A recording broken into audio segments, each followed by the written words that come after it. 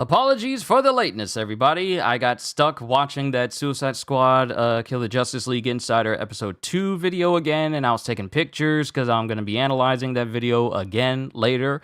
So apologies for me being late with being 3 minutes late. Let me go ahead and just show my face so I can speak to you guys. Yo, peoples! Kyushu92 here, and welcome back to yet another live reading of Fire Force. We have reached the halfway mark of my entire read-through series for this series, with Volume 17, Nuclear Falling Out. Now, before I get started, let me answer your question, Holster, because that's actually a very good one, and I didn't think of it at the time. Just thought I'd ask, since I know you don't read this on Sundays, but after you read Volume 20 on Saturday, I'm guessing you won't be reading Fire Force until Tuesday, since Monday will be Christmas Day. Sorry if that's a silly question to ask. That is not a silly question, because you're just now bringing that to my attention that Christmas is going to be popping up.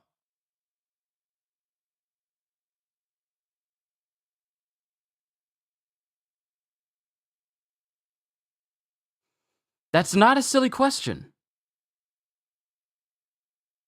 But I may take a break. You know what? It's not a silly question, but I may end up taking, because I was really considering. I was really considering, you know what? Maybe as a Christmas gift to all of you, I can read another volume of Fire Force. But, you know, as it tends to be for the holidays, I think I'll give myself a break. Now, one thing that can really tie you over until I return for Fire Force, pardon me, is, you know, you guys get to watch my 2023 game review of all the games that I've played.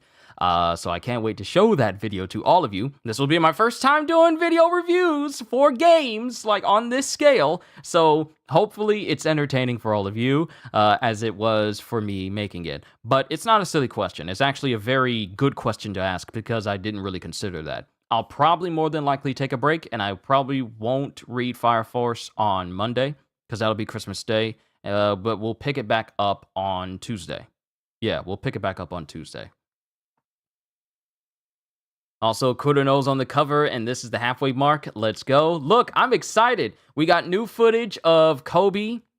We got new footage of Kobe doing like a special attack for Pyro Warriors 4. And he's apparently taking a page from Kizaru as he's having people throw cannonballs into the air, and then he jumps up in the air and he starts kicking people with the cannonballs, and it causes the whole area to explode. So yeah. And then we had the whole Kill the Justice League video today that just made my hype for the game even more so. Goodness gracious, I can't wait to play that game. But for right now, it's time for me to read to all of you. Summary! Shinra goes to Haijima Power Development Facility with Licht, where he participates in a battle experiment and struggles to defeat Kurono, the man rumored to be the maddest pyromaniac. However, when test subject Nataku awakens to his Adola burst, Company 8 and Haijima begin their fight over this sixth pillar. It quickly turns into a three-way battle when the Evangelist's minions join the fray. Eventually, Nataku is absorbed into the great fiery inferno created through the black magic of the fifth pillar's guardian maid, Ritsu.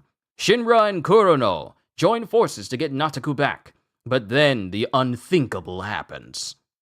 So, we have chapters 142? I want to say 142, because C is 100, X and L should be 40, right? Figured as much. Didn't remember if you asked this already or not. Oh, I didn't. Think taking a break is the best call too, after, especially on Christmas, spending time with family is important. It is. Hold on, let me move this out of the way.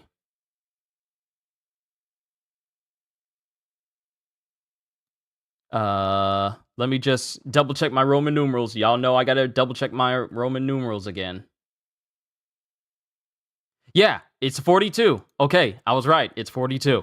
Chapters 142 all the way down to 150. All right, let's go. But we have the lady. We have the puppeteer lady going. That's right. Children are supposed to have active imaginations, and dreaming lets your imagination soar. And as Nataku is looking at this lady, and this is a flashback when Nataku was talking with this lady, when she was taking care of him in the little playroom, before all this happened. But He's looking at her, and all he sees is Rekka Hoshimiya. You're on fire! You're a superstar! Yeah, let's do it! The things I imagine. My imagination. My imagination is infected! Chapter 142, Mind Blown. And we have Natsuko thinking to himself. The crazy man inside me keeps egging me on. Yeah, oh yeah, let's pump it up. You've got this, bud. Keep it going. Let's go, just like that. I'll be waiting for ya. My hopes are up. My feelings are down. The crazy man keeps pushing me to go up into the heavy smoke where I can reach my hopes. My hopes are up there. Can that really be? Even when the smoke I face is this painful? My hopes are up. My feelings are down. I'm going to suffocate. I think I'm going to suffocate. I'm suffocating. My infected imagination is going to suffocate me. As it seems like flames is enveloping the mind of Natsuko as he screams, My hopes are suffocating and you can all suffocate along with them! And then we get these massive fire symbols that looks like the signs for nuclear material. The symbol for nuclear starts to appear all around Natsuko. And then we have Ritsu going, What's gotten into him? Did he lose his mind? Haomiya, this must be her doing. Motorhead! I just messed with his beta endorphin and dopamine levels a bit. You know, the stuff that makes you feel pressure and excitement. The kid was already prone to that stuff. This ain't gonna break him. That infected imagination is just a manifestation of the pressures he's already felt. I'm gonna suffocate you all! And as Natsuko is saying this, oddly enough, the head of Rekka Hoshimiya is subtly drawn inside of Natsuko's mouth. Like when he says, my hopes are suffocating and you all can suffocate along with me, you see Rekka's head inside his mouth like, yeah. So Rekka really did a number on him. I'm gonna suffocate you all! Infected imagination! And then these nuclear flames, like these nuclear flame symbols, start shooting out beams, and they start fully cutting straight through the ground like lasers. And it causes explosions to happen in their wake between Kurono and Shinra. And Natsuko is just peppering the whole place with lasers. And then we get Vulcan. Whoa, you gotta be kidding me! You're in trouble, Captain! You need to get out of there, now! Vulcan? What's wrong? I'm having a reading of 2 millisieverts.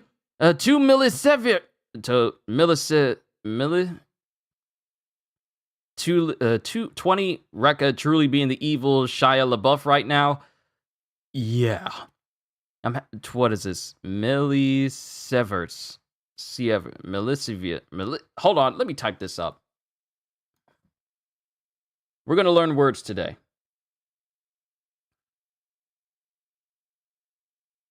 How do you say it? How do you say this word?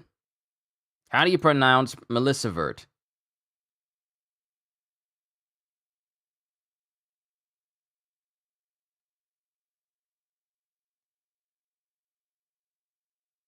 See, I'm getting like a robot voice that's saying it, but it doesn't sound like it's... I want a person. No, I need an actual pronunciation, like a correct way to say it. Millisievert. Yeah, okay, so millisievert. Okay, it's pronounced millisievert. We're doing some... When I don't know something, I'm gonna look it up. I'm having a reading of 20 millisieverts of radiation. It's not much, but anybody without powers better leave the area. Sister Iris, Licht, come with me. That darn electric woman did something. Arthur can deal with her. I'll go pick him. Oh wait, that dang electric woman did something. Arthur can deal with her. I'll go pick him up and then make my way to you. Arthur! Arthur, where are you? And it shows Arthur landing right on the back of Vulcan as he's driving around going, Yes, sir, Silver. Away! Fine, call me Silver. Just come with me. We need you. Then we're back with Licht, Iris, and Captain Obi. How far do we need to be from the source of the radiation? I think 200 meters should be safe enough for now, even for non-powereds. But for the pyrokinetics fighting in there, it's going to be wildly dangerous. And the lasers continue to slice through the entire area. This is the power of Nataku right now. That radiation comes from third-gen powers, so it shouldn't hurt us pyrokinetics yet. But if it gets any stronger, this is going to be risky. And this is Lieutenant Hinawa. Then we get Inka and Ritsu. What happened to your giant, Ritsu? Lady Inka, it's not safe for you to be down here. Please, like it actually hit me. Halmia has taken over the six pillars' brain. Kurano, we have to stop Nataku! Oh, alright. Let's kill him. That pyrokinetic specimen is worth a lot! Oh, that pyrokinetic specimen is worth a lot to Hajima and you're gonna kill him? And you call yourself their employer? Their employee? What are you, my boss? Try thinking about something other than hurting people for once. And remember what your actual job is! What are you, my boss? We'll destroy the giant infernal portion and dig Nataku out of it. Let's go! And as Shinra prepares, he gets tossed by an explosion from this radiation laser coming off of Nataku. And then it beams up again, and as Shinra is falling backwards, it slices through the ground and opens up a fissure in the ground itself, which then explodes. And Shinra gets blown back because it's a very big explosion. And the thing is, Nataku's not controlling all of this. He's just going wild. He's just going wild completely, and the lasers are firing everywhere. Think Shin Godzilla and that atomic breath scene. It's this, but on a smaller scale, relatively smaller scale. Kurano! I'll draw the lasers away to give you an opening. Then you... He's strong. He's getting too strong. Time to find a new job. Hey, what are you doing? I thought you were going to help me. And while Shinra's in this smoke, a laser shoots in front of him, and it starts to make its way towards Shinra. Oh no! But then, Charon gets up, and he completely blocks the laser. And then he blocks it with his left hand, and then his right hand starts to shine, and he shoots it right back at Nataku. Ha! Charon? My mission is to guard the pillars. I'll protect you. What? Oh, you know what? I'm starting to remember as well. Halster. We're about to see some greatness. But that's the end of chapter 142. Onwards to chapter 143, The Legend of the Legendary Holy Sword. And Nataku is recoiling, Nataku and the Infernal he's embedded in recoil from getting hit by Charon. The giant Infernal just started freaking out. Darn it, Halmia. Trashing the place for no good reason. Radioactive powers? Uh-oh. It would seem Halmia has tampered with the Six Pillars' brain. And as that's happening, Inka sees a line go straight through Ritsu, and Ritsu's looking at her as Inka goes, "If you stand there, you'll die." What? For real? And then Ritsu just scoots over right next to Inka, right as a laser shoots right where she was standing. If she stood there any longer, she would have died. How are we going to collect the sixth pillar with all of this going on? Holy crap, you're literally the best, Halmia! I'll cover you. Use your speed to get up close and pull the sixth pillar out. You don't need to protect me. I was gonna do that anyway. And then Kurano was just muttering to himself.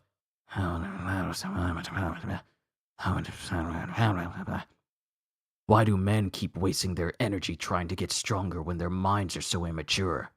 Then we have Rekka appearing in front of Nataku again. Amazing! Your power is amazing! You got it! Go get it! Put your mind to it! You can do it! Do it! And then we cut to Licht. They're still okay for now. But if the radiation levels keep rising, then we really will be in trouble. And then we have Vulcan and Arthur. Dang it, there's not a second to lose. I need to get you there, Arthur, and fast. Get me where? To do what? Arthur, I need you to become the legendary knight. And seeing as how Vulcan knows just how Arthur mentally thinks, Arthur goes, What? Did you say legendary knight? Me? And he's biting down, and he's like on top of Vulcan's like shaking the same way Midoriya did as a kid. You know that gif where he's like rocking back and forth with an All Might figure in his hands. Arthur is kind of behaving that same way. You said knight. You said legendary. Just calm down. Watch it. Quit shaking me. As he slams his head onto the windshield of his bike. Where, Vulcan? Where do they need me? There's a special place that will turn you into a legendary knight. Where is it? Head there, pronto! And then we have Arthur standing on top of the matchbox, silently. Good, you're totally knighting it up. I stand atop the matchbox. Knave, this better not be another trick like Silburo. You make it sound so bad. Trust me. See the hole in the middle of that hatch? Yes, I do see a hole. You're gonna stick Excalibur into that hole. You've heard the story, right? Where the legendary knight thrusts his legendary sword into a thing? A story about a legendary knight thrusting a sword into something? I love this. Vulcan's using Arthur's delusion to get things done. See, Vulcan's smart. He's smart! Use the delusional, play along with the delusions to make the delusional do what you need them to do. A story? About a legendary knight thrusting a sword into something? There's a machine under that hole that will... And then we have Vulcan going, there's a machine under that hole that will amplify the plasma from Arthur's Excalibur. If he uses that amplified plasma to override that Zappy chick's electric waves, then he can do a pseudo-EMP attack that will shut her out. Wait! This is backwards! The legendary knight pulls out the sword! You won't fool me! So he does know some things. So he can just put the sword in and then pull it out.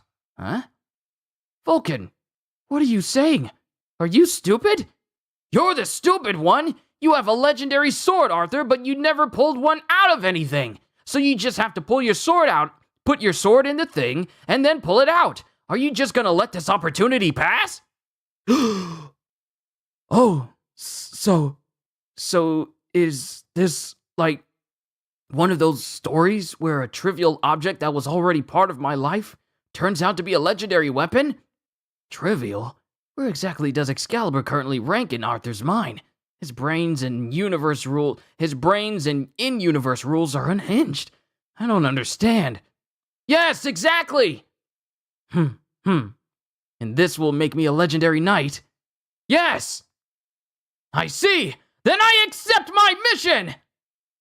I'm so glad you're an idiot! And then Arthur thrusts Excalibur straight into the matchbox. Electromagnetic pulse! And then an EMP as soon as Arthur puts Excalibur inside of the matchbox. An EMP goes off immediately, and it envelops not only Hajime, but the entire area surrounding everybody. A blackout? Yeah, that scuffle with Company 8 is still going on. And then Haumia gets hit with this EMP burst. Huh? Son of a... Must be Plasma Boy. They did it. Vulcan and Arthur did it. And this is Maki. And then we have the puppeteer woman. So, this is the electrical interference you were talking about. He blocked my toxic waves. I'm gonna smack that signal jam and jerk and make the little kid go crazy again. I can't help thinking it'd be better not to. As Arrow watches Haumia dash off in order for her to go after, as she watches Haumia go after Arthur and Vulcan. Oh, no you don't! But after that EMP, I can't start Tekio up either. And then we have the puppeteer woman standing right there next to Maki going, I understand. We need to stop that naughty girl, right? Will your dolls still work? My dominions don't run on electricity. They run on flames. And then Halmia tries to use her electrical powers to attach to a building. And she starts zipping around the buildings in order to find out where everyone is. And she finds where Arthur and Vulcan are. There you are. And it looks like she's about to hurl a ball of electricity at them. But one of the puppet lady's dolls, Dominions, comes in and almost slashes. Like her disciplinary Dominion, the one with the claws. It goes in and it almost hits Halmia. Out of my way! She's onto us. Vulcan, can I pull it out now? Not yet. As Vulcan gets in the driver's seat. The object in your hands is a legendary sword. It doesn't come out that easily. It doesn't? By the way, Vulcan, why is there a driver's seat in the stone that bears the holy sword? Oh! As Vulcan immediately takes off. What the? The stone is moving. That can't be right. EMP strength waning. Dang it, Arthur's nightly image is starting to fade. Arthur, the stone bearing the sword turned out to be a snake. Don't let it buck you off. As it shows Arrow aiming at Arthur and company. Great serpent. Yes, look closely. Super driving technique. Sidewinder! Vile creature! Goes Arthur. And then it shows Vulcan swerving out of the way, causing Arrow to miss. Because she fires at him, but, due to the serpentine, they completely avoid the shot. I missed. Did something just fly by? Confound you, serpent! Try as you might, you shan't shake Arthur, the Night King! The legendary sword will not be moved! Radioactivity levels rising. Shinra, please do something before it's too late! And that's the end of chapter 143. Onwards to chapter 144, Pressure. Pressure! Bearing down on me! But it shows Arthur dodging these radiation lasers. And as one looks like it's about to hit Shinra while he's channeling his balance, while he's riding his balance, Charon gets up and he proceeds to block the whole thing. Like he just absorbs it into his arm. As he goes, I'll protect you, Fire Rat. Go! And then Shinra flies into the air high above Nataku. Get him while Charon's got his attention! And as that's happening, the radiation lasers aim for Shinra, and Shinra just barely manages to dodge several lasers aiming from all directions. And then as he dodges around the lasers, he starts aiming towards Nataku. Shin Rider kick! Here we go! And he hits the Infernal, but it doesn't do anything.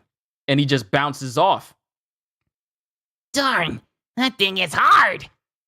Stay away from me! The radioactive decay isn't slowing down. The radioactivity levels are still rising. And this is Vulcan keeping track of everything. We can't let this go on, Shinra! Takun, calm down! Stop expecting things from me! As it shows Shinra and Nataku in the Adola world. An Adola link? Stop asking me to! And it cuts to a flashback of Nataku's past. Another perfect score. You're going to be a fine doctor, just like your father. I'm so proud of you, Takun. Always working so hard. No, Mom. I do it because it's what you expect from me. Because the one time I did get a bad grade. Oh, no. What will I tell his father? Oh, no. Next time, I promise. I'll work harder. So please. You're going to be a fine doctor, just like your father. If anyone can do it, Takun, you can. I can't wait to see where the future takes you. What? Nataku? A third generation? And you want to take him into custody at a Hajime facility? If I know you, Takun, you'll be back home in no time. You would never let your fires beat you. You wouldn't, would you? You can do this, can't you? Oh no, this is a horrible mentality to be putting on your own kid. You can do this, right? You can do this, right? Like, you're kind of subtly grooming them to always be, like, especially with him getting a perfect score and then setting him the expectation of him being a doctor. This is horrible. Don't set these sort of expectations for your children, especially at a young age. No, I've already dealt with this sort of mentality reading the Jasmine Winborn side story for the beginning after the end on Saturdays. But to see it here, I forgot that his mom was like this. Overbearing parents that live vicariously through their children and make them set expectations that even they mentally are not fully invested in. That's horrible. But then we get a flashback where it has the father going, "If you were better at watching Nataku, this wouldn't have happened. And you call yourself his mother?" See? Already a horrible father, and a horrible husband. I'm not married, nor do I have any kids. Yet this is a horrible example right here and there. Right here. A horrible dad and a horrible husband. Bad mix. I can do it! You can do it, can't you? I can do it! As it shows Nataku speaking to his mom, but he's given this visage of a robot. Just like, do this thing and just do it. And then we have Nataku inside of Hajime. Meter sensitivity. Good. Experiment room environmental tuning. Complete. Subject's vitals are normal. Let's begin the experiment, Nataku-kun. You better give us some good results today. You can do it, can't you? Yes, sir. I can. I can. I can. I can. I can. I can. You can! You can! You can! As it shows Rekka in the back of Nataku's mind just screaming this to him. You can! You can! You can! Then we have Kuruno, still in this flashback. You're doing another test with Uncle Death today. It might kill you, but you can do it, right? I can, sir. I can. I can do it. Leave it to me. If anyone can do it, I can. I have to. I have to be smarter. I have to be stronger. Taku. And mind you, Shinra is in this Adola world, and he can see these memories from Nataku. And I'm just now realizing that my face is unusually bright because of the exposure. Gonna fix that. Gonna take less than 20 seconds.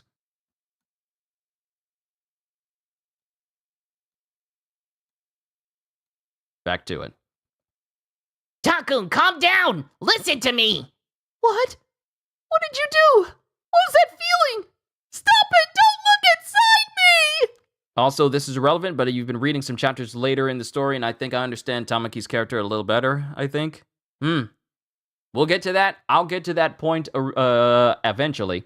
Stop it! Don't look inside me! And it shows a laser graze Shinra. And it apparently hit him over his head, like hit him across his head. The fact that his head is still intact and he only got like a burn mark and not his head being split open. Remember, this laser cut through concrete. So the fact that Shinra's alive, he's lucky to be alive. It's okay! You're a strong kid! Don't let your fire powers consume you! Yeah, that's right!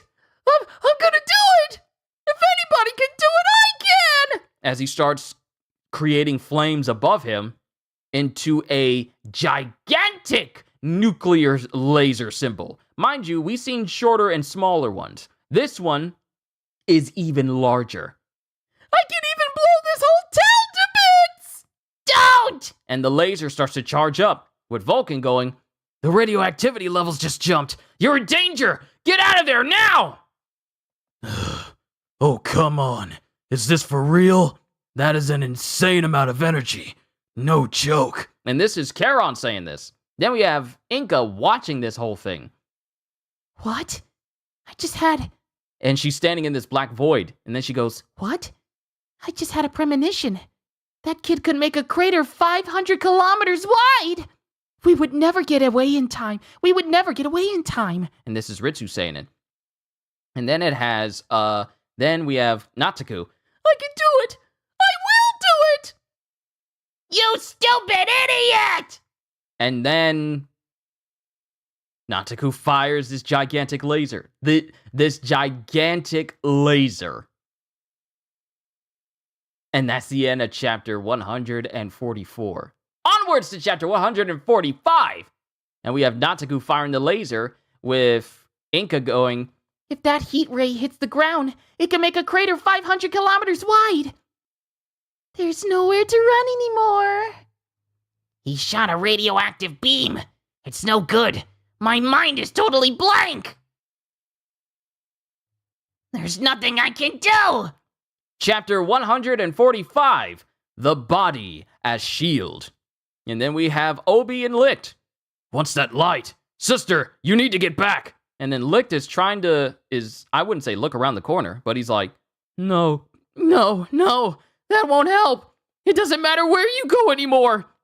I need to get to safety. But where would I even go? And this is Hinawa. And then we have Charon, who's standing in front of the blast. And Kudono is looking at him.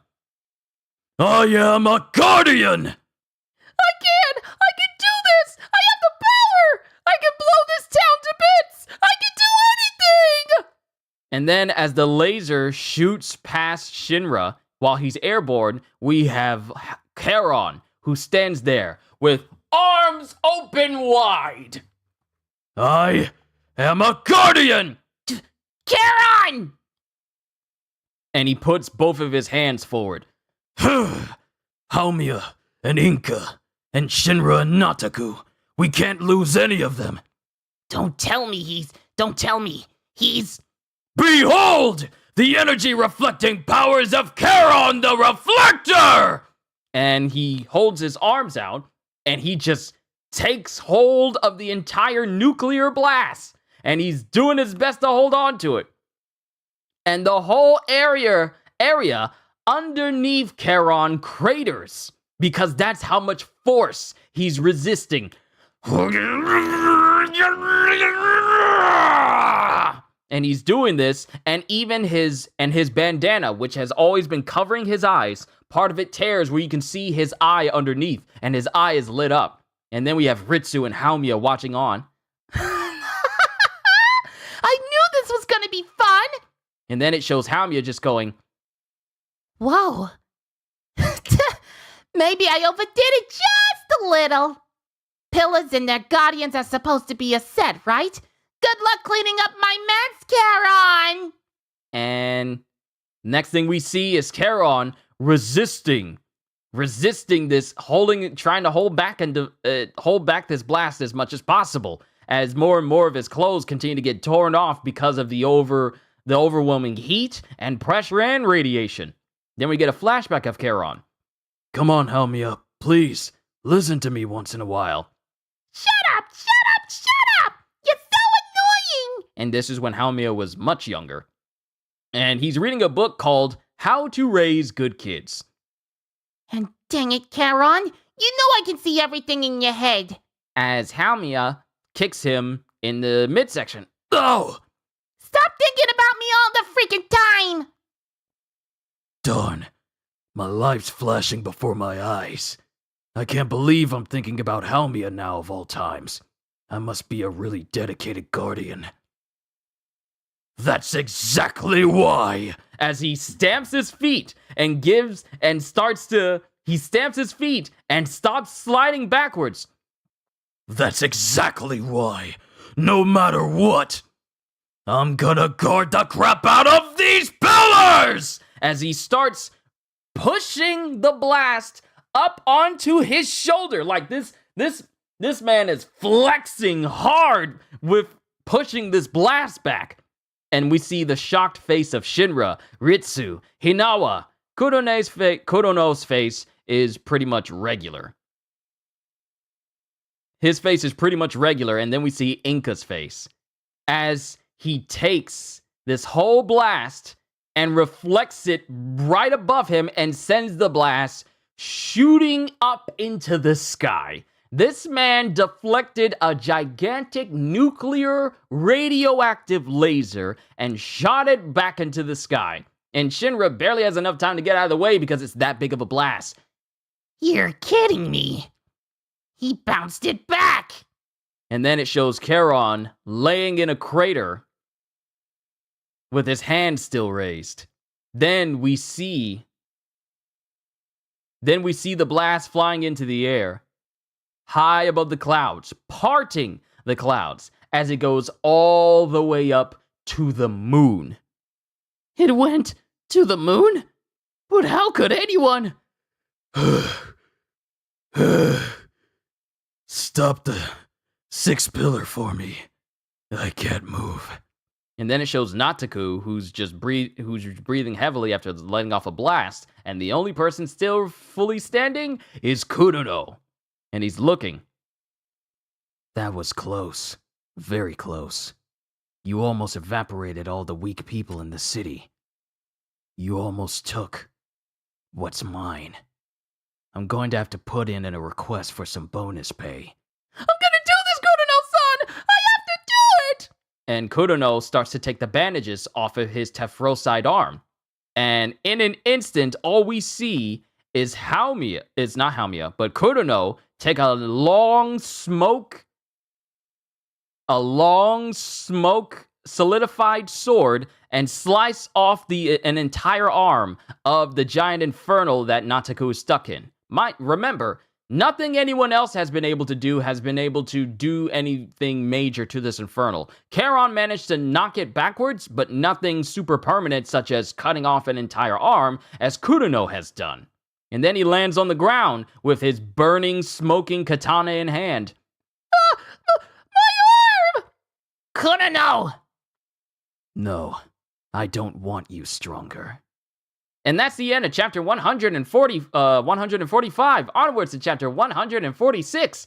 Boys, don't be ambitious. Are we sure this guy isn't as strong as Benimaru? I don't think we've seen the fullest extent of what Charon can do. But, because I'll go over it once I'm done with the series, where I can look at the wiki and learn all these different things and the scope of people's powers. We'll do it once the series is over. But, chapter 146.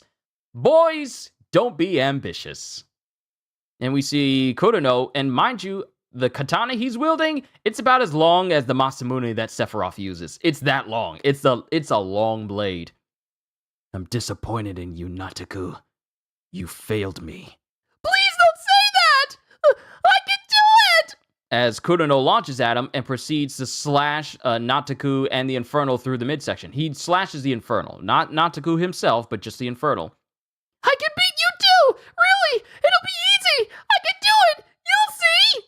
And then Kudono is just going to town on Infernal Nataku, breaking him down piece by piece. My great fiery infernal! It's not as tough as a demon, but its armor is still rather hard. Ooh, how strong! And then we have the face of Nataku's mom, with eyes blacked out, going, You can do it, can't you, Takun? You're my pride and joy. Yes, I will do it! It's okay, Mom, don't worry! Let me take care of it! Kudono could have done this the entire time, by the way. This just reminds you of how Kudono can be. If anybody can do it! As it shows Kudono just slicing this giant infernal apart in multiple pieces. That is a long katana! It's like the washing pole weapon from Elden Ring. It's still called the washing pole weapon, isn't it? I need to look it up later. And it shows Nataku and him laying in a heap. A flaming heap as the giant infernal has been cut down to numerous sizes. I can do it! Let me do it! As Nataku is just crying and bawling his eyes out. Then we have Rekka. You can! Let me! You can!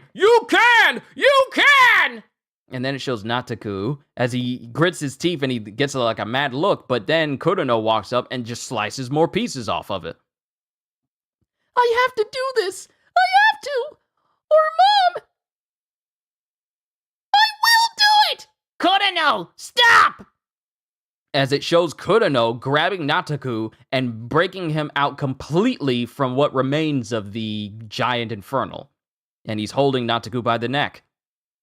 Let me go, Kudono-san! I'm better than this! I can do more! I'm strong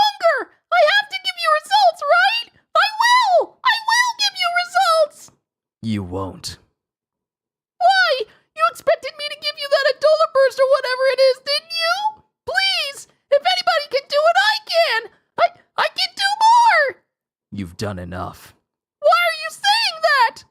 I don't want you any stronger than you are. And then he just sets Nataku down. Why? Why would you say that? I like picking on the weak. You're just a kid, aren't you? So don't get any stronger. Are you saying you can't expect anything from me? I don't want to do this. I want to be that. I want to be more. Men keep thinking these things.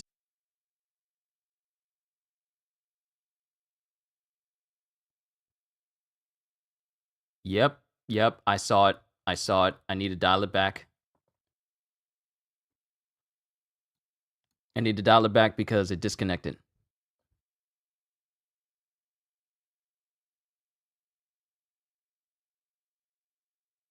All right. I can pick up where I left off. I want to do this. I want to be that.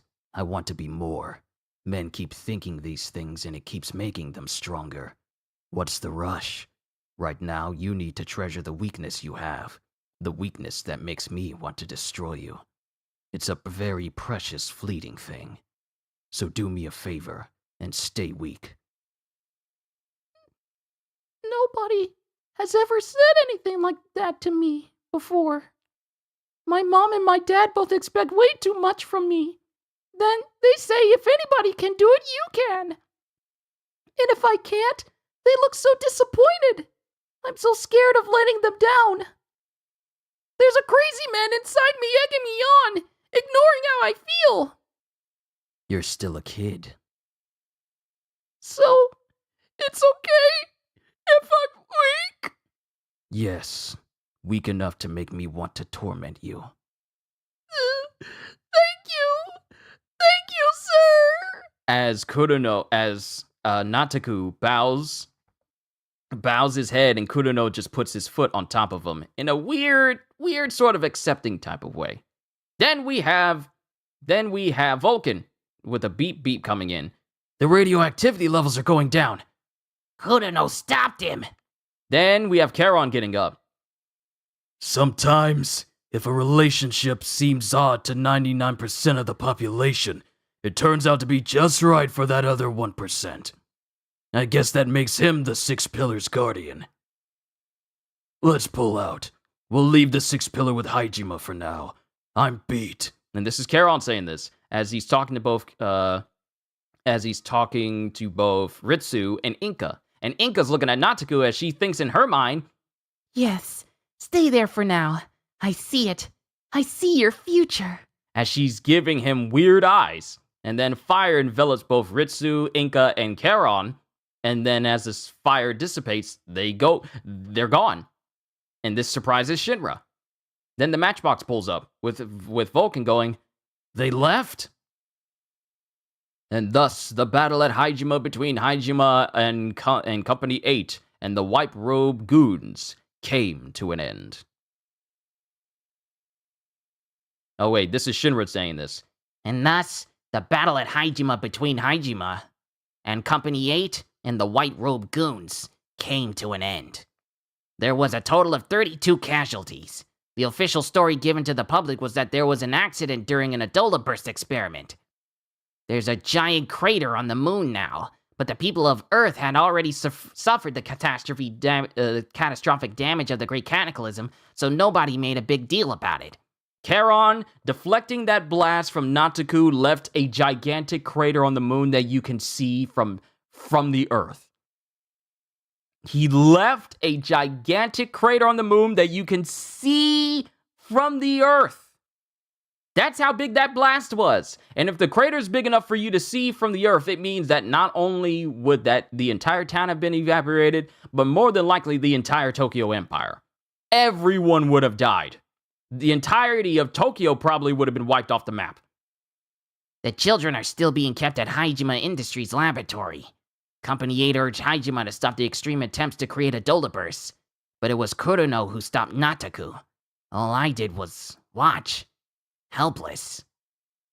Kurono's a really messed up guy, but he might be the right fit for Nataku to keep his mind stable. Charon said something about pillars and guardians being compatible. This started as an attempt to stop the kill order on Lixon and investigate the link between Haijima and the Evangelist. But considering the attack on the facility, I'm guessing that connection is not a strong one. And today, Lixon, Captain Obi, and I have been summoned to Haijima to discuss the incident. And they're there at the office of the CEO. You know, the same one that says, like, once we get Shinra, let's kill Licht. But his attendant goes, come in. And then we have the CEO, Mr. Haijima himself, still playing on his Game Boy. I wonder what he's playing. And that's the end of chapter 146. Onwards to chapter 147, Oath. I'm loving this story. And they're in the office at Haijima. Thank you very much for meeting with us today, President Haijima. I want to discuss your assault on us the other day. I cannot believe you. You'll never survive in this country if you turn Haijima against you. Is that a threat, sir? I'd rather not waste our valuable time on such things. I believe we should join in a united front against the Evangelists. If you agree to work with Haijima, I might be willing to rethink the kill order on Licht. The fact that this man says, I might think about not killing Licht if you work with us. So this is President Haijima. He looks at people like they're objects. What's going to happen to Nataku-kun, sir? You're the one who possesses the Adola Burst. If you help us with our experiments, then we can revise the framework of the experiments performed at our child facility. Surely you agree it's not a bad deal. You, Fire Soldier Shinra, assist us with our Adola Burst research, and I drop the charges against you and Licht. You're the one who started this fight, sir! Don't be so emotional. We are discussing a matter that could change the Empire's very future. I assume you know why Company 8 exists, sir. Our main objective is to conduct investigations on anything involving the Special Fire Force. And we have reason to believe that Haijima has ties to the Evangelists and is hiding information relating to Amaterasu's secrets. Something non-human was involved in the founding of the Holy Soul Temple. If those beings are with the Evangelists, then it would make sense if Haijima has ties to the Evangelists as well. How much do you people know? Haijima did work with the Holy Soul Temple to construct Amaterasu. Then, are you saying Haijima is connected to the Evangelists? Did you know there's a person inside the Amaterasu? Yes, of course. It's powered by a human who possesses an Adola Burst. And there's the knowledge right there. There's a person inside of Amaterasu powering the entire Empire with their Adola Burst. And what of it? We can't shut down Amaterasu. The entire Tokyo Empire was built on the sacrifice of that one person. What would happen to the people living in this empire if we shut down their power source? If they suddenly lost all the energy that supports their daily lives, there would be chaos. And as for the Evangelists, considering their people just attacked us, I hope you will believe that we have no ties with them. Haijima created Company 3, and their former captain, Dr. Giovanni, was connected to the Evangelists. Do you mean to tell me you didn't know that either? The incident with Company 3 was unfortunate, but 70% of the Empire's population works for Haijima. I can't possibly know everything about each of our employees. The Evangelist is trying to gain a monopoly on the Adola Burst, which makes them just as much of a nuisance to us as they are to you. If you have the time to investigate us, you should be using it to destroy them. And why are you after the Adola Burst? Well, there's no sense in keeping it from you. We wanted to fuel a second Amaterasu. Huh? President Haijima! These are real human beings! Just because they have an Adola Burst doesn't make them different from anyone else! And just one of those people can save 15 million more. Without Amaterasu, the Empire will collapse. And this man wants to create a second Amaterasu, which will then mean they would have to sacrifice a person with an Adola Burst in order to make that happen. And he's saying all this while still gaming on his Game Boy. You have an Adola Burst, don't you? If you could save 15 million people for the price of your life, that would be a cheap price to pay, no? Surely a fire soldier like yourself wouldn't claim that your life is worth more than another. You're right! I would give up my life! If one fire soldier sacrifices all it took to save everyone else... You have it all wrong, Shinra. A fire soldier's life is worth more than that. Fire soldiers save all those people by living their lives. You might end up saving more than 15 million people. And then Vulcan just bursts into the room. This has been a long time coming, because Vulcan has had a problem with Hajime since the very beginning. And now he's here to talk to the CEO. That's why I'm going to build a power generator that's better than Amaterasu. And we won't need to sacrifice anyone. Get back here, you little... As security was trying to come in and grab him. Don't worry, Shinra. I won't let them sacrifice you. I'll never let them sacrifice you. Vulcan. The Joseph boy, from the family that built Amaterasu. What? It's all right. Let him in. Let go of me! And then Vulcan just yanks himself away. And he walks up to the president. So you're the president of Hajime. And the president just looks at him with not a single emotion on his face. You said you'd build a power generator that surpasses Amaterasu and requires no sacrifice. That's right. It's my dream to revive the world. And to do that, I'm gonna need something better than Amaterasu, right? I don't care what happens. We're not going to sacrifice Shinra. Captain. Vulcan. We're going to protect him, no matter what! And it shows Licht smiling because he sees why he's so fond of Company 8 again. Charon kept talking about pillars having guardians. I have all of Company 8 guarding me. You make a bold claim. We would only be too happy to see it become a reality. Allow Hajime to invest in your project. And this surprises Captain Obi. President Hajime is personally offering to back a private individual, and one from this tiny little company. Company 8 has the devil's own luck. We will invest in Company 8 as well, but can you really get the job done? And both Shinra and Vulcan say, Of course, sir! I can! Of course I can! I do have one stipulation. I expect a proportion of the rights equal to what we invest.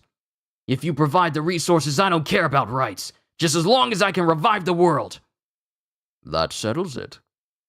So Amaterasu is fueled by a human being, but in the end, I guess Hajime only cares about profit. They're not connected to the evangelists, and now we're teaming up with them. What's gonna happen to Nataku's son? Nothing. He will continue to participate in our Dollar Burst experiments. You're putting him back into that brutal? Don't worry, we're keeping a very close eye on him. As it shows Nataku messing with fire in his hands, and then he just dissipates it. You're getting very good at controlling your powers. And then Natsuko puts his cloak back on. Not really. I still get nervous without my fireproof mantle. Don't worry, you can do it. I can do it. As Natsuko is walking away, you see the eye of Rekka Hoshimiya in his mouth. A weird place for it to be, but you see his eye, his star-shaped eye in his mouth. I can do it. Yes, sir. Come on. It's time to play with Uncle Death. Kuruno-san. Don't get too enthusiastic. Just stay weak. Can you do that for me? As they walk into the room, and Nataku is just silently, kind of slightly smiling to himself. Yes, sir! And that's the end of chapter 147. Onwards to the next one, and we get people in the market. The apples are excellent this time of year. Oh, stop. You know I can never turn down a recommendation from you, Fu-chan. And then this dude named Fu-chan is looking at this one girl, and he goes, Oh, and how about some of these? I have peaches! And as he looks back at the woman just goes infernal directly in front of him. Chapter 148, The Holy Woman's Anguish. But yeah, this woman just goes infernal right there. She has her hands like, oh, peaches! But her whole face just bursts into flames all of a sudden. And then she just goes in completely infernal. Infernal! No. Rin-san! And then we get Company 8 again. The fire is in the Arakawa Shopping District Bazaar. It was started by a single infernal. There's also one casualty, an employee at the fruit stand. Ah, Fu-chan didn't make it. Fu-chan didn't make it. Roger that. One casualty. Sister Iris, be ready. And this is Hinawa. And Iris is looking, but she kind of looks forlorn a little. Then we get Vulcan. Spider net, on! As he created this contraption that makes it so that no one can run through. This street's blocked off. We're all good here, too. Goes Tamaki. Then a portion of a building explodes Here he comes. as Infernal Reen runs through. And then we have Sister Iris. The flame is the soul's breath. The black smoke is the soul's release. Ashes as ashes, may thy soul return to the great flame of fire. Launching special extinguishing grenade. And they extinguish the flames of Reen while Captain Obi goes in with the pile bunker and extinguishes her. Puts her to rest. Latom. Citizens, the infernal has been put to rest. Sister, my wife, the Infernal Reen. How is she? You're a family member? My wife was out grocery shopping. She was going to make dinner for me. I see. She was saved by the Holy Soul Temple. She did receive mercy from the great sun god, didn't she?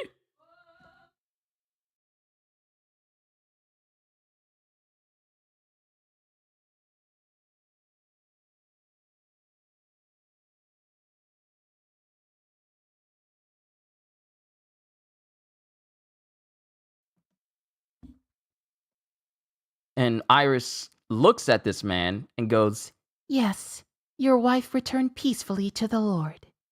Special Fire Cathedral 8. And then Sister Iris is going through another ablution again. And she's thinking to herself. I can't let myself have these thoughts. And then it shows the weapons room as Obi goes,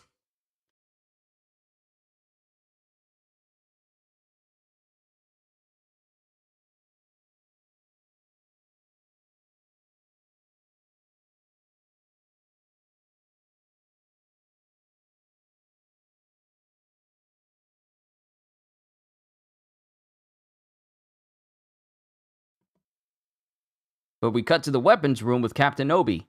Let's see. Those flechets, too. Yes, sir. And that should be all of them. With all the battles we fought lately, we're really falling behind on baptizing our equipment. Sister Iris can't carry all this by herself. You want me to go to the baptism church with Sister Iris? So we can baptize all our extinguishing equipment, right? I know you haven't had a chance to see the church yet. That's right, sir. And I just have to carry these bags? Thank you. I'm ready to go when you are. I guess we're working together on this one. Everything good? Yes. Just some family members forgot that my mic can pick up some stuff, so I was just telling them to quiet down just a little bit. It's all good. Nothing big. Thank you. I'm ready to go when you are. I guess we're working together on this one. Ready to get busy, hun? How are you so darn cute? As she just goes like, Ready to get busy? and she, it's like the cute face that she does. But then Shinra is carrying this equipment, and he's just smiling, and he has like that sort of smile. That smile is all like, I'm going on a date to a church with a nun with Sister Iris. That's not too heavy, is it? Nah, I can carry more than this. But it is pretty heavy. It must be hard carrying it yourself all the time. There's usually not this much. and then she puts her arm out, and she rolls her sleeve back, so you can see her building up like she's got like a muscle. And I need to build muscle too. I don't want to fall behind the rest of you. And she just flexes a little, and she has like a little muscle bump. Sister Iris's pale, supple arm. No, you can't look at a nun like that. That upper arm is forbidden. Hey Kyushu, if you can remember, how short is that quest to get the Eleonora pole blade? Hold on. Eleonora's pole blade. All right, there we go. Let me just pull this up let me just do this for Psycho real quick, because Psycho's trying to make a bleed build for Elden Ring, and I'm just giving him the tips. Let's see.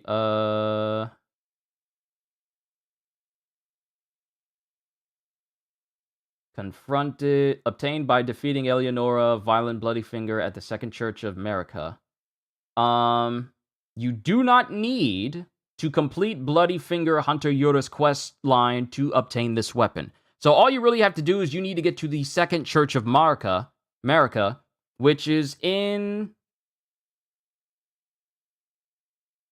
the Altus Plateau.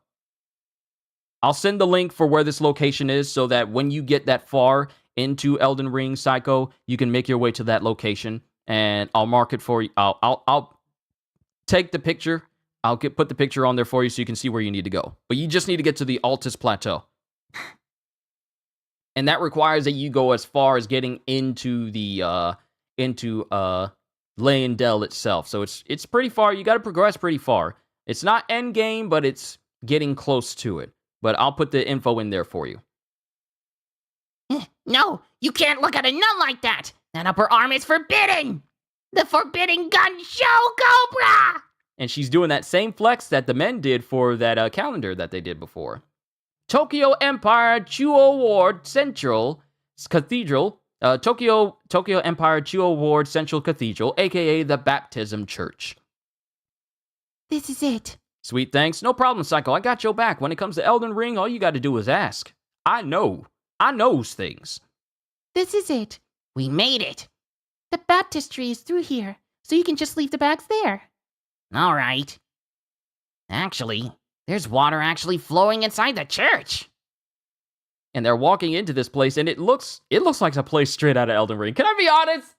It looks like a place straight out of Elden Ring. This whole church does. It looks like a place like where the basin is at the back of this place. It looks like a site of grace that you can rest at. The baptism will take some time, so you're free to do whatever you like while you wait, Shinra. All right, then I'll see you later. And then while he walks away, Shinra's looking around thinking, so this is where we baptize the equipment, huh? I don't get to come here often, so maybe I'll take a look around the grounds. And it just shows Shinra sitting on a chair. Guess there won't be time for a pleasant walk with Sister Iris. I mean, duh, we're here on business. This church is so beautiful. Was the evangelist lurking in the shadows when it opened too? Sister Iris is acting like her usual cheerful self, but I feel like her smile's a little stiff. And it shows Sister Iris praying over these weapons. The Holy Soul Temple was started by the evangelists. What have I been believing in? What have I been devoting myself to? And then another nun walks up to Iris and goes, Sister Iris, I can tell you are distracted. And then it cuts to Shinra again. I wish there was something I could do to help Sister Iris. Oh, Kusakabe from Company 8. And it's Lieutenant Lee from Company 1. And that's the end of Chapter 148. Onwards to Chapter 149, The Rewards of Devotion. Dear Lord, who shinest high in the heavens, please grant the blessing of thy baptism to all who come to thee. Latom. It's good to see you again, Lieutenant Huoyan. And he salutes, but then he thinks of doing the hand gesture for Latom. I wouldn't have expected to see you here. We're here to baptize our extinguishing equipment. Still faithfully doing baptisms? I'm glad to hear that. I really like giving him the voice of Gin Ichimaru to a degree. What do you mean? Surely you've heard rumors about the Holy Soul Temple and the Evangelists. I think it's wonderful that you're still coming for baptisms. I don't know what they've heard, but there are squads that are starting to neglect that responsibility. I had no idea. Even Kareem seems to be having doubts about the Holy Soul Temple. I could tell something was bothering Sister Iris, too. What about you, Lieutenant Huoyan? I was stunned to hear that it might have been the Evangelists who created the Holy Soul Temple. But the Holy Soul Temple doesn't worship the Evangelists. We worship fire and the sun. As long as the sun I've revered all these years is still there, my faith will not be shaken. Yeah, Gin's style voice fits. It's the closed eyes look. It's the closed eyes look that he gives. It gives me Gin Ichimaru vibes. But on the other hand, I have come to an alarming realization. Alarming realization, sir? If the evangelist was just a fraud, she would be lining her pockets by setting herself up as a god for people to worship. Yeah, that's true.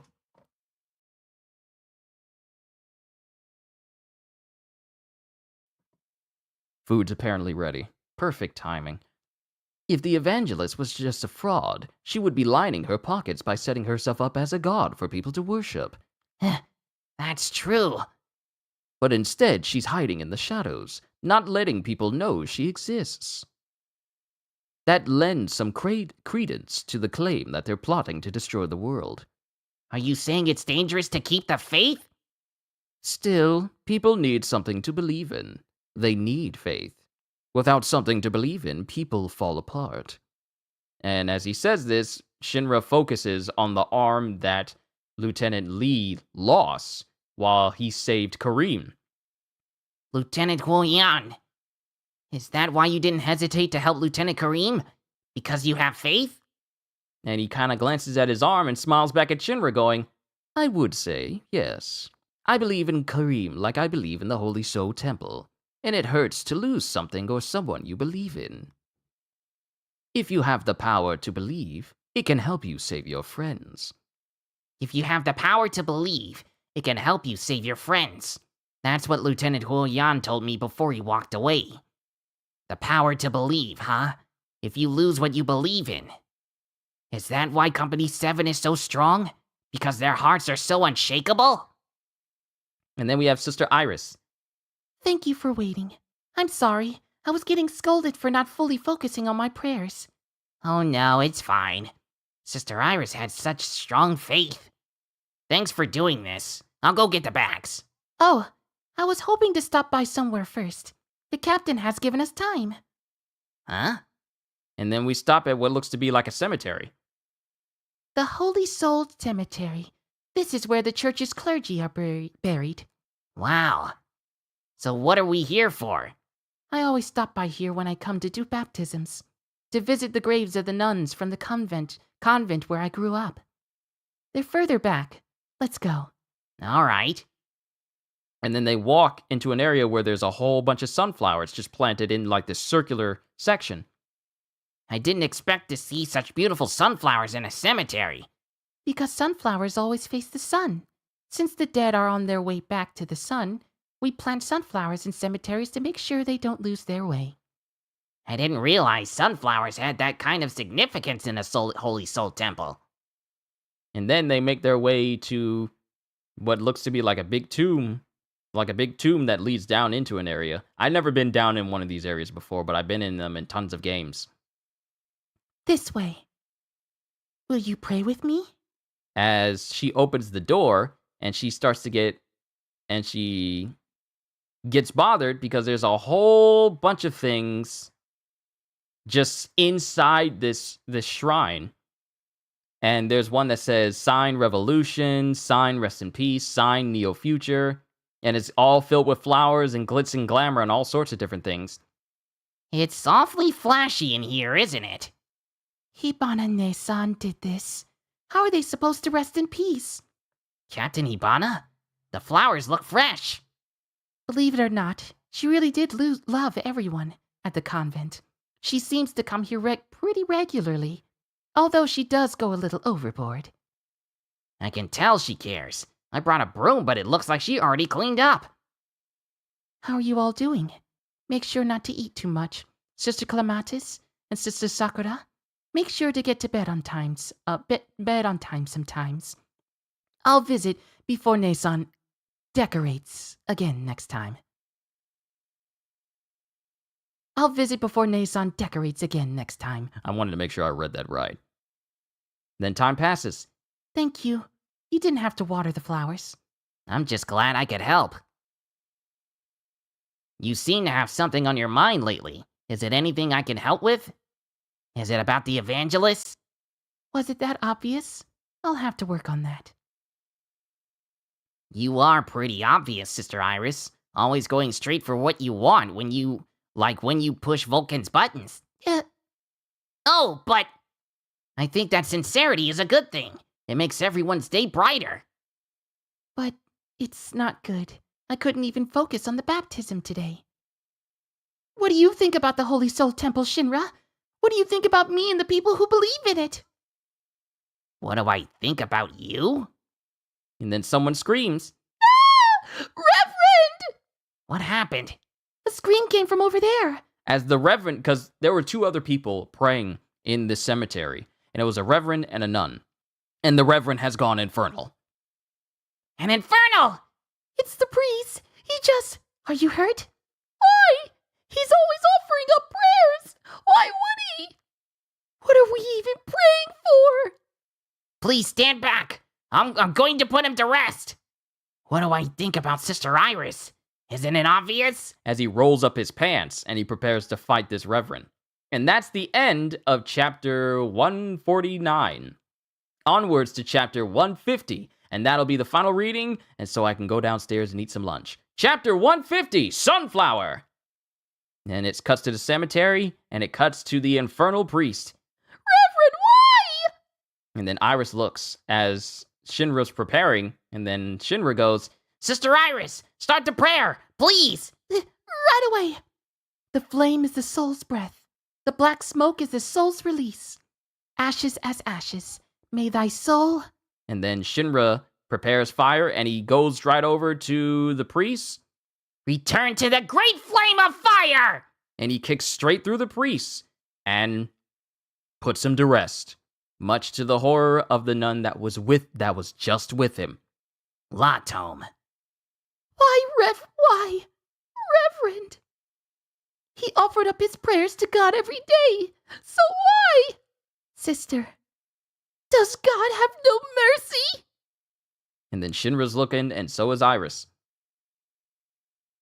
The flame is the soul's breath. The black smoke is the soul's release. Ashes as ashes. May thy soul return to the great flame of fire. As another priest is there with another nun as they're praying over the priest who just went infernal and was, put to rest by Shinra. It was a blessing that you were here today, fire soldier. I'm glad I could help. Oh, Reverend, he was such a good man. Do our prayers mean anything to God? Let's go, Sister Iris. All right. And then they're walking out of the cemetery. Back to what we were talking about earlier. If it was the evangelist who created the Holy Soul Temple, then would that mean that the God we've been worshipping is the evangelist? The evangelist. An inhuman being who transcends our mortal understanding. That's what I felt when I Adola linked with her. That she's something from another world. That might be similar to how we picture God. And that God wants to destroy the world? To cause death and pain? If we in the clergy put our faith in the teachings of that God, what are we even praying for? She thinks back to the other nun.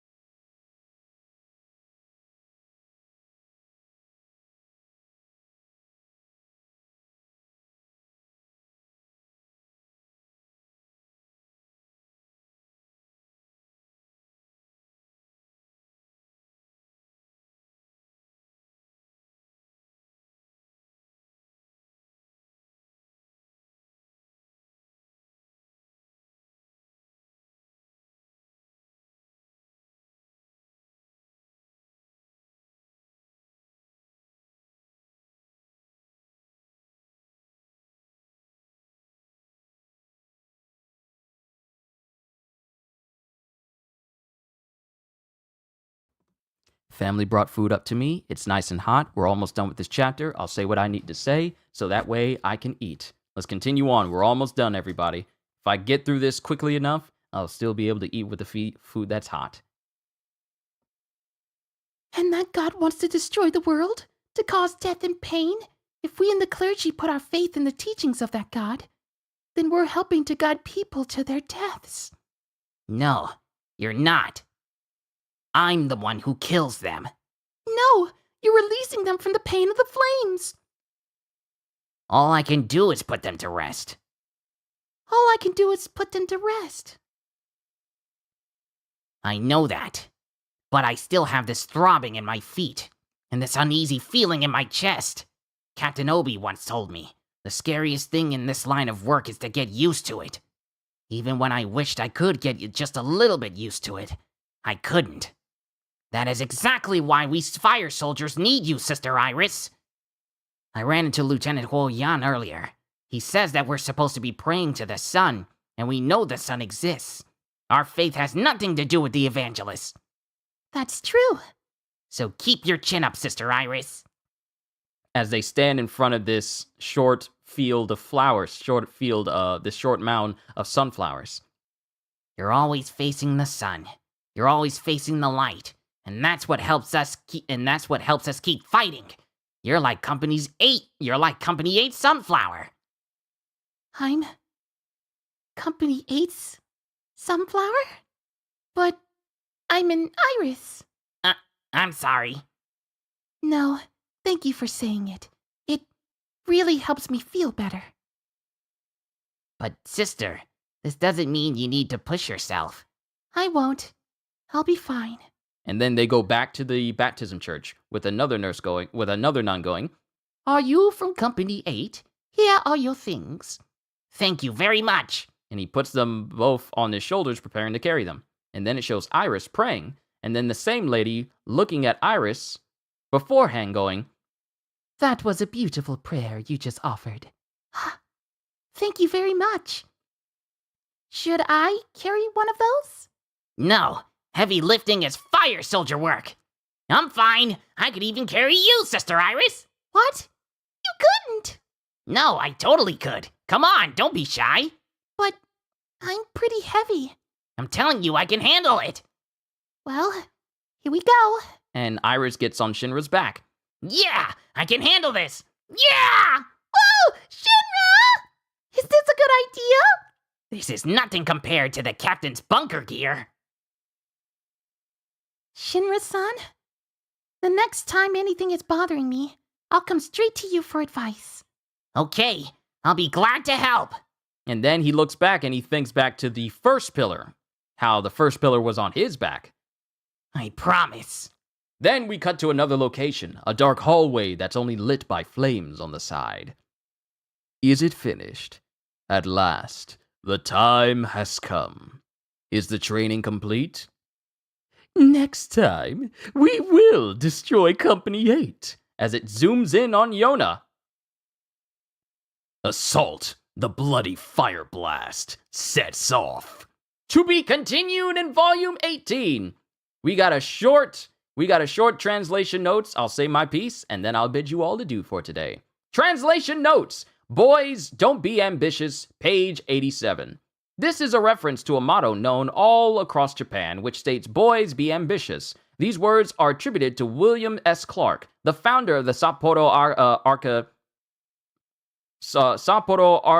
Agricultural College in northern Japan. Sorry, I saw Sapporo Agriculture and my mind immediately defaulted to Sabao the Archipelago. I'm sorry.